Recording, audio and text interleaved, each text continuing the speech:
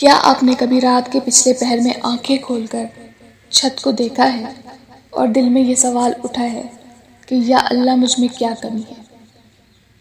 کیا آپ نے کبھی کسی اور کے بچے کو گود میں لے کر مسکرانے کی کوشش کی ہو مگر اندر سے دل ٹوٹ رہا ہو؟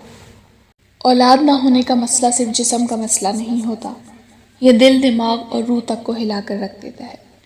یہ وہ درد ہے جسے اکثر لوگ سمجھ نہیں پاتے، مگر جس پر گزرتی ہے وہ جانتا ہے کہ یہ کیسا خاموش طوفان ہے۔ اگر آپ آج اس تعلق کو صحیح طرح سمجھ لیں کہ انفرٹیلٹی اور ڈپریشن ایک دوسرے کو کیسے متاثر کرتے ہیں، تو میں وعدہ کرتی ہوں آپ کے دل کا بوجھ ہلکا ہونا شروع ہو جائے گا۔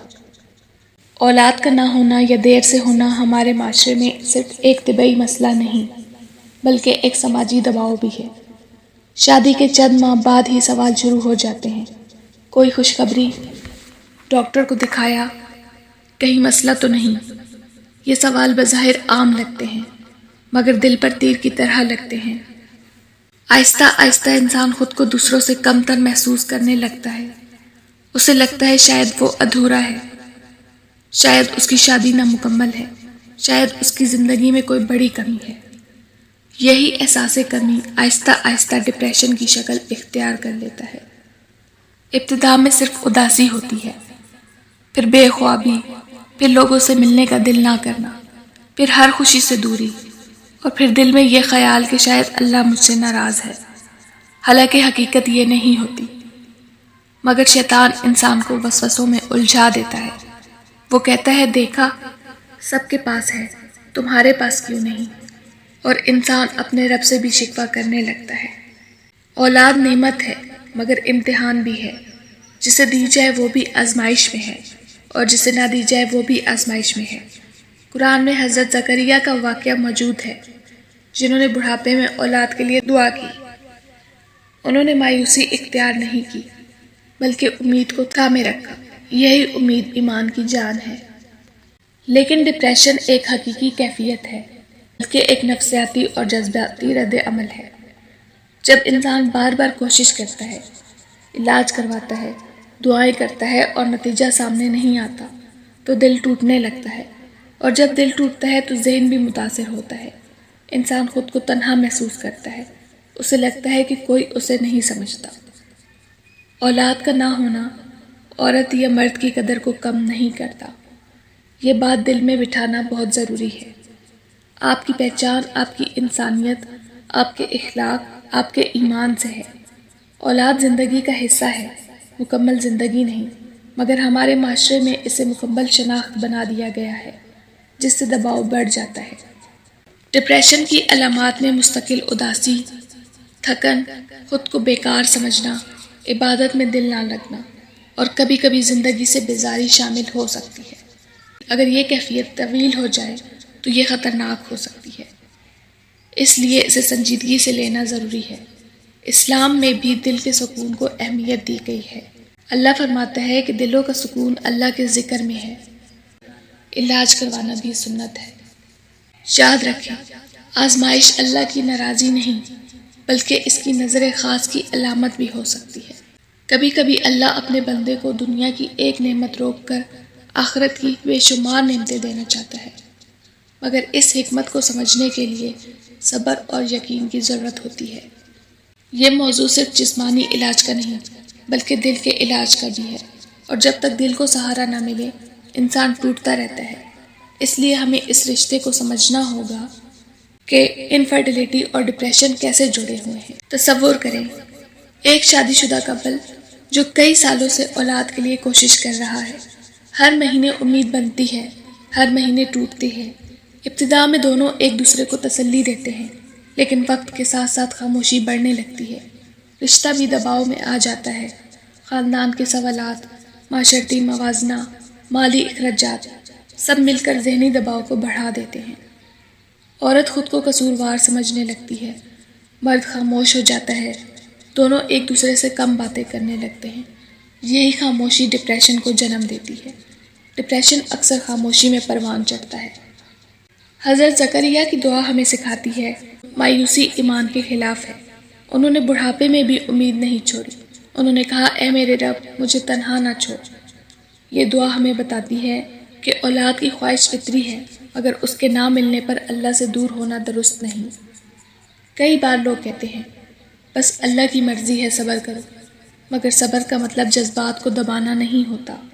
صبر کا مطلب ہے تکلیف کو مان کر بھی اللہ سے جڑے رہنا۔ اگر دل میں دکھ ہے تو اللہ کے سامنے رو لینا بھی عبادت ہے۔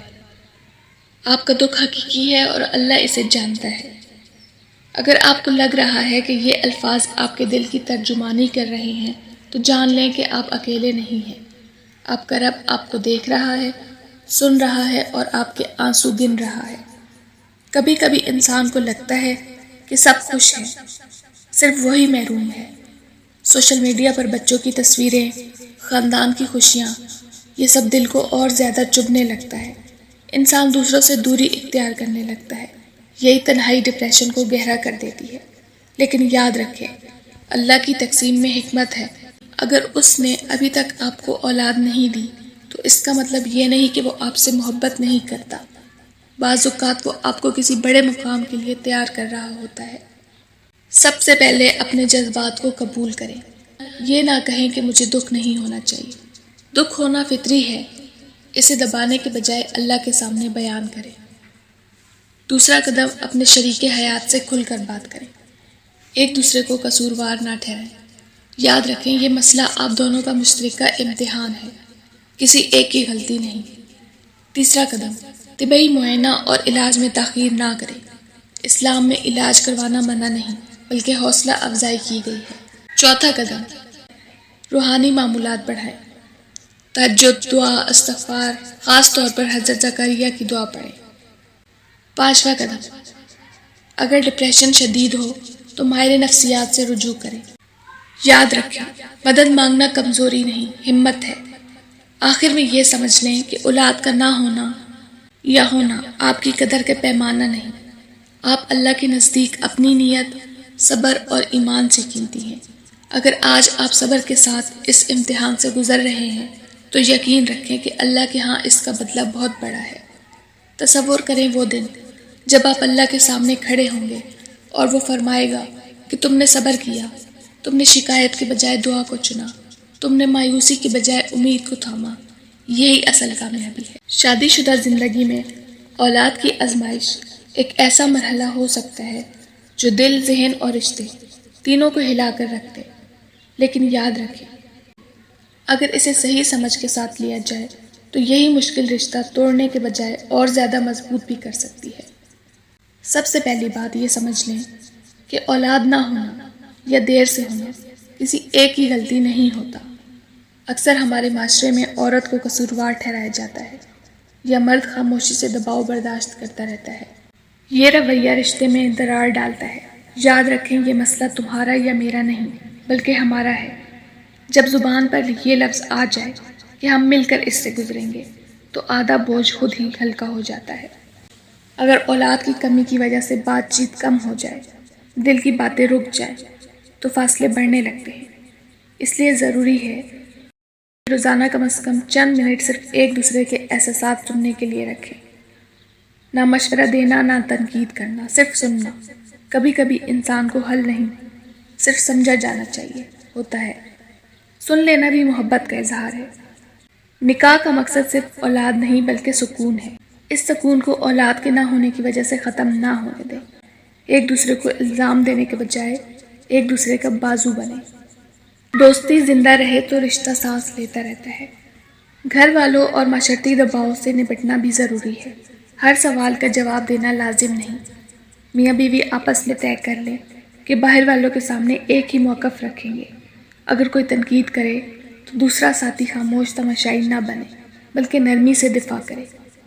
جب بیوی کو محسوس ہو کہ شوہر اس کے ساتھ کھڑا ہے اور شوہر کو محسوس ہو کہ بیوی اس کی عزت کا خیال رکھ رہی ہے تو رشتہ مضبوط ہوتا ہے۔ مل کر دعا کرنا، تہجد پڑھنا، استغفار کرنا، یہ سب دلوں کو قریب لاتے ہیں۔ جو رشتہ اللہ کے سامنے جھک جائے دنیا کے سامنے نہیں ٹوٹتا۔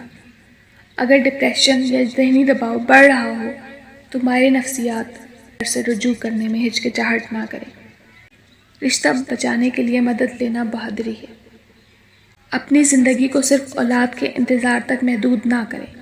مشترکہ اہداف بنائیں، مثلاً کوئی کورس کرنا کاروبار شروع کرنا، دین سیکھنا، سفر کرنا، کسی فلاحی کام میں حصہ لینا۔ جب زندگی میں اور معنی پیدا ہوتے ہیں تو خالی پن کم محسوس ہوتا ہے۔ اولاد زندگی کا حصہ ہے، پوری زندگی نہیں۔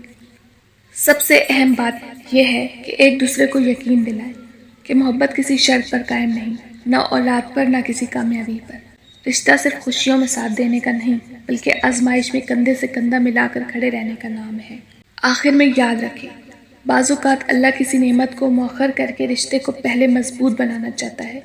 اگر آپ اس مرحلے کو صبر، محبت اور توکل کے ساتھ گزار لیں تو ممکن ہے کہ آپ کی شادی پہلے سے زیادہ گہری اور مضبوط ہو جائے۔ یہ آزمائش آپ کو الگ کرنے نہیں، ایک کرنے آئی ہے، اگر آپ اسے صحیح انداز میں قبول کریں۔ اگر آپ اس درد سے گزر رہے ہیں تو آج ایک وعدہ کریں کہ آپ ہار نہیں مانیں گے، آپ اللہ سے جڑے رہیں گے، امید کا دامن نہیں چھوڑیں گے۔ آپ اکیلے نہیں ہیں، آپ کا رب آپ کے ساتھ ہے، اور کبھی کبھی سب سے خوبصورت کہانیاں سب سے زیادہ صبر کے بعد لکھی جاتی ہیں۔ یقین رکھیں، اللہ کی رحمت آپ کی تکلیف سے بڑی ہے۔